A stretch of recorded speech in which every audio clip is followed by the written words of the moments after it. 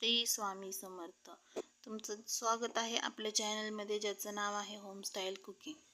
तर आज आपण करणार आहे गावरान पद्धतीचं झणझणीत वांग. तर आधी काय करायचं, शेंगदाणे भाजून घ्यायचे. शेंगदाणे भाजून घेतल्यानंतर त्याचा बारीक कूट करून घ्यायचा. नंतर हिरवं वाटण करायचं. हिरव्या वाटणामध्ये खोबरं, लसूण, आलं आणि कोथिंबीर टाकायची.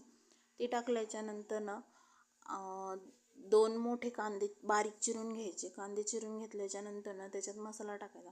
मसाल्यामध्ये आपलं घरगुती मसाला टाकायचा, हळद टाकायची, थोडासा मटण मसाला टाकायचा, मीठ टाकायचं आणि ते सगळा मसाला एकत्र करून घ्यायचा आणि मिक्स करायचा. त्याच्यात थोडंसं तेल टाकायचं.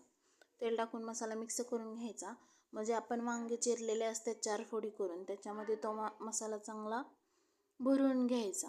मसाला भरून घेतल्याच्या नंतर कढईमध्ये तेल टाकायचं. तेल टाकल्याच्या नंतर त्याच्यामध्ये जिरं टाकायचं. जिरं टाकल्याच्या नंतर थोडासा लसूण ठेचून घ्यायचा आणि तो पण टाकायचा त्याच्यात. मग आपण जी भरलेली वांगी आहे ती वांगी त्याच्यात टाकायची कढईमध्ये आणि वांगी चांगली परतून घ्यायची.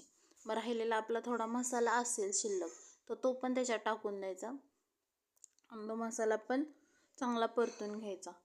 मसाला परतून झाल्याच्या नंतर त्याच्यात गरम पाणी टाकायचं. गरमच पाणी टाकायचं, गार पाणी टाकायचं नाही, कारण गरम पाणी टाकल्याने छान तर्री येते. गरम पाणी टाकल्याच्या नंतर झाकण ठेवायचं आणि वांग शिजून घ्यायचं.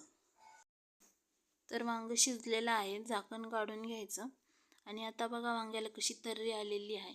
तर तयार आहे आपलं अस्सल गावरान पद्धतीचं झणझणीत वांग. ही रेसिपी एकदा नक्की ट्राय करा.